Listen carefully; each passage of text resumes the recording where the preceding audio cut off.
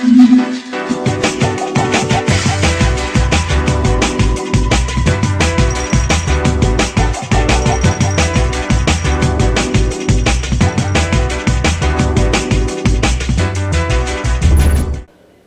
welcome to Repairing Lawnmowers for Profit. Just thought I'd film this little video diary, if you like. So I'm just going out to pick this lawnmower up, and as you can see here, I've actually just won this on the 19th of January for £36. I bid it in at £46. I actually got this lawnmower for £36. Now, as you can see here, it's a Allister Petrol lawnmower. It actually has a grass box on it. It has a self-drive Briggs & Stratton engine. It's a year old. This is 1 year old. If you look at these pictures, it's not the best colour on this this camera, but this is new. You know, this is like new. So as you can see here, even the service tag 2012 on it. So we'll just take a quick look at the description. So the description here, 2012 model. That's, you know, it's a year and a half old at most. Self-drive. This mower is in near perfect condition. It's been used a handful of times, stood a while, so struggles to start. They put new fuel in it. It tends to start up and cut out again, as if there is no fuel in the system. So you see these typical problems that you get when you pick these lawnmowers up. It's a simple fix. It's just probably the diaphragm and gasket, and even it could be something as simple as just put stale fuel in it, and even tipped it out and put some more stale fuel in. So I'm going to get that, and I thought I would just take this and maybe just show you this more when I get back. But the point of this was, there's just the price. As I've said here, £36. Now these lawnmowers are over £200 to buy in B&Q, which here in the UK is one of our main depot stores. I mean, this is £36. I'm going to sell that. I reckon I'll probably make at least £80 or £90 on that, and all I've got to do with that is go and pick this up and do some simple repairs, and it'll probably take me less than 10 minutes and cost less than a fiver. So I'm going to go out and I'm going to make these lawnmowers my own. I'm going to bring this one home. So I'm going to take a trip in this, what my wife lovingly recalls the Mower mobile. I'm going to go and pick this up, and when I get it home I'll just film a quick video of this in the garage, just showing you the general condition. So it's the middle of January now, the best time to start the winter months, picking up these lawnmowers really cheaply.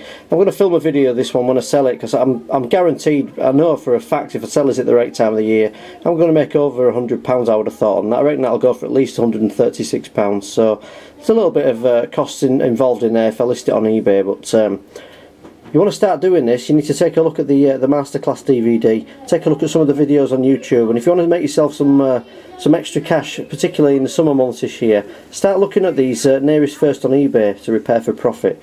So I'm going to go out now, and I'll let you have a look at this mower when I get back. So here we are. It's absolutely freezing cold. I've just put this in the garage. As you can see here, this is in absolutely terrific condition. I don't think this has been used maybe more than once or twice. You can tell this is, I mean, there's not even hardly a mark on the exhaust or anything. The whole thing just looks like completely brand new. So obviously the chap selling it, he actually told me he got it passed on from his granddad, who couldn't use it, and he's basically got no need for it. He couldn't get it started, and he's giving it away. I can tell by just looking at this air filter box is on the wrong way around, so he's obviously had a quick look under there just to see what there is.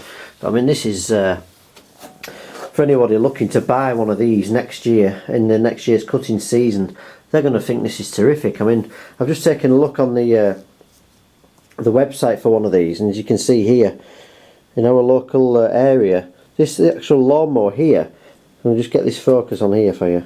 That's better. As you can see here, this lawnmower actually retails for £269. You know, that's £269 worth of lawnmower that I've just picked up just by looking at local searches on eBay and going and picking it up. I mean, £36, you know, I'm going to repair that, it's going to cost me next to nothing, or £269.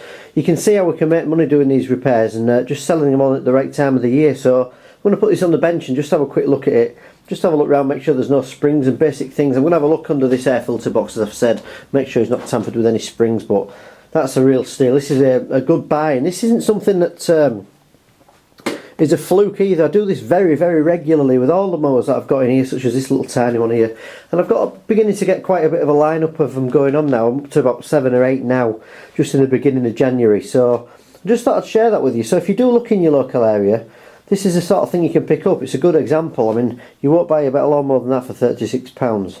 So just to go through a few checks I will do tonight, I'll actually just pull this spark plug in. Could be just a case that someone's over tightened it and it hasn't actually got a gap between the plug.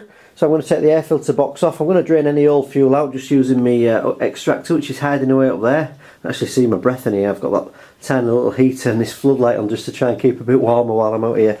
I'm just going to have a look underneath, make sure the blade's attached correctly and the oil's has actually got some oil in it just before we start, because you pick up all sorts of things. So I'm going to do that. I'm going to put it on the bench and I'll just have a quick look around it. If I can't find anything like that, I'm going to put some fresh fuel in this and try and start this up even before I change the diaphragm and gasket. As you can see here, I've just lifted this lawnmower on the bench and I think I've already found out one of the possible faults with this machine. As you can see here, all apart from a few little bits of grass, it's all really nice and clean and tidy.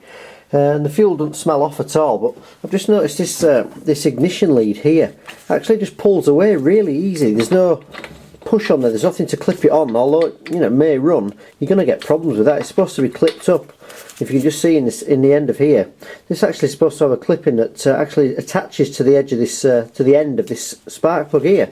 There's nothing there at all, it just falls off. So as this machine moves about and gets warm, it's not getting a good connection. So the first thing I'm going to do, I'm going to take this cover off here. I'm just going to swap this ignition coil for one that I've hopefully got up here. I've always got a few spares in a box up here. I'm just going to put a different ignition coil on this because somebody's been really unlucky with that. That's very unfortunate for them, and of course very fortunate for me that this hopefully is going to be a really easy fix. So I'm going to take this cover off and we'll swap that out. Just while I'm taking this apart, actually, I just want to mention this is actually why I really like working on these Briggs & Stratton engines. It's very simple. Just take a 10mm socket. There's only 3 pieces to undo. There's 2 at the back, and there's just this one that's hiding away underneath at the front. I think there's one under there. There is on the older models anyway. And it's so simple to do. You just take this off and you can get into everything that you need to work on.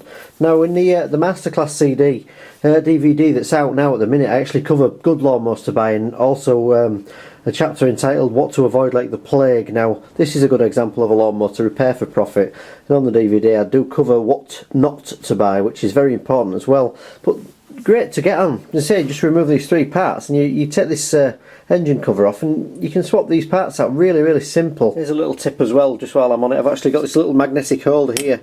There's nothing worse than not being able to find parts that you've taken off. You know, I remember years ago when I started doing this, you take carburetors apart and you put bits down and you think you're going to be able to find them. These are great because they just hold it, you can't drop anything out of it. So if you haven't got one, for a couple of pounds, it's definitely worth getting one of those. Now as this lawnmower's actually got a throttle on as well, I'll just have to put a flat-headed screwdriver in under here.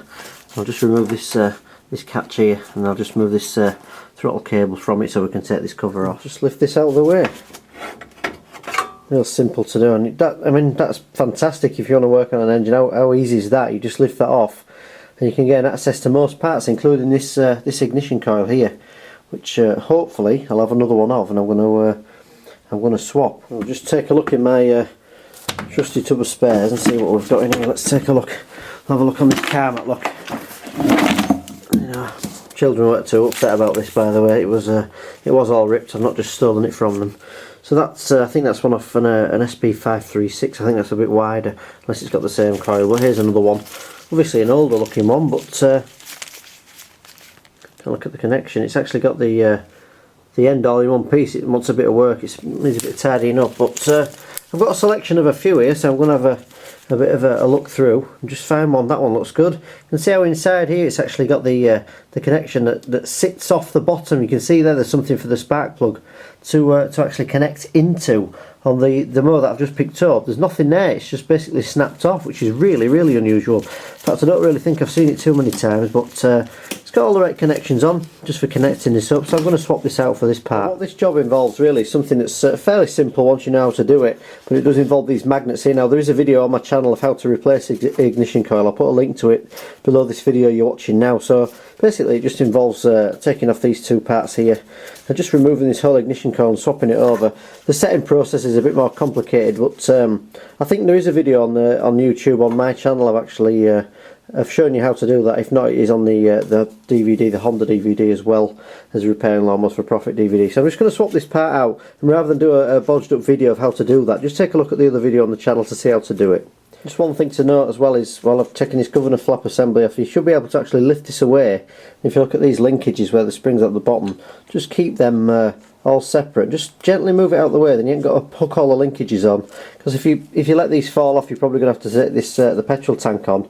Take the petrol tank off to get the linkages back on. So when you move this governor flap out the way, just be careful not to unhook this linkage here and these springs. Another thing to note here, where the electrical connections are underneath here, I'm just going to pull that off the bottom. I'm not actually going to replace all the wiring, as this is new wiring compared to the one I'm going to put on. So I'm just going to unplug that and just basically move this part away, leaving all the electrical connections ready to plug into my other part. So I've unhooked that connector. I'm just going to lift this carefully here, just get this out of the way. Be careful with the paint. It's a brand new lawnmower by the looks of it, I don't want to mark anything. So that's out of the way, and I'm going to swap this, you can see here, just two parts very similar, you know, probably identical in fact. I'm just going to swap this over, and I'm pretty sure that this is going to cause the problem. The guy I bought it off actually said he could get it started, but it never kept running for more than a couple of seconds, and that would make perfect sense really, if he was only getting a little bit of spark to get it started, and then it would stop again. Just before I fit this replacement part here, I'm just going to take a bit of emery cloth in, just clean these connections up. You can see there's a lot of rust on these. I'm sure it'll still work okay really, to be honest, but I'm just going to clean this off, give it a clean around the edge as well, because this is all you know, causing what causes the sparks. I'm going to clean that up, take this this electrical connector off and swap that over as I've said, and then I'm going to put this on the machine and set it to the ignition coil. A very simple thing to do that. I've just got this back on now, as you can see here. I just want to show you this actually, this governor flap assembly. If you're not careful, people can put these on in all sorts of weird ways and get it too tight. Just make sure that everything's moving correctly, because if you've moved this linkage, sometimes this little part here on top of this carburetor can actually stick and everything doesn't move freely. So make sure that that's all moving freely once you've got it back together. Something else to look out for. And we'll just see what this feels like to push it on this spark plug. So if I push this on, it should click, as you could hear there. There's a definite connection, as you can tell when I'm pulling it off. It's a definite connection between the plug and the ignition coil, and I'm happy with that.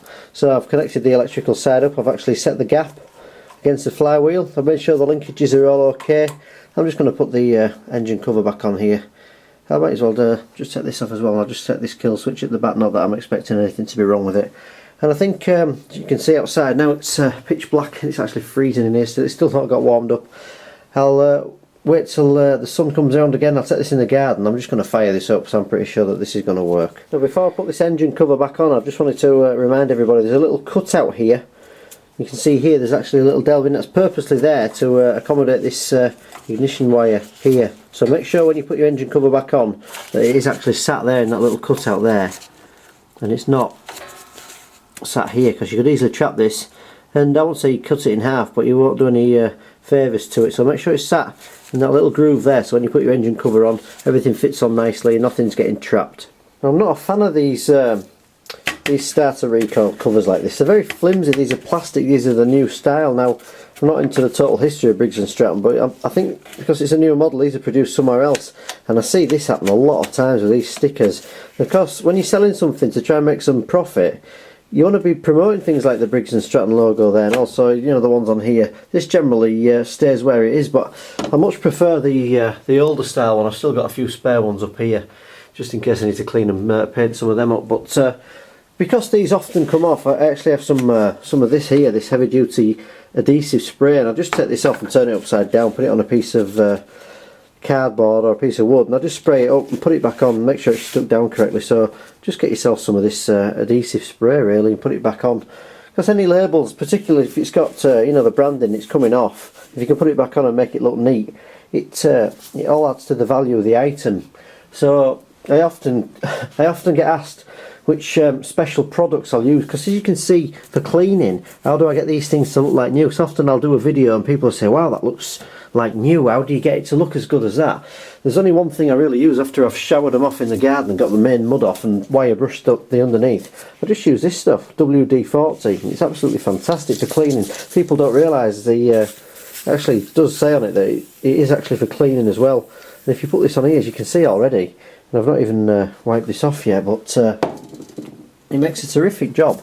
I'm just bringing the paintwork up again, and after all, it's only a lawnmower, but if you want to get as much money as you can for selling these on, I just rub it over with these and it leaves a nice finish on. When you're taking your photographs as well, it actually leaves a nice shine on, as you can see here. That already looks a million times better than it did a couple of seconds ago. So I just go over it, make sure all the grass is off and clean that up.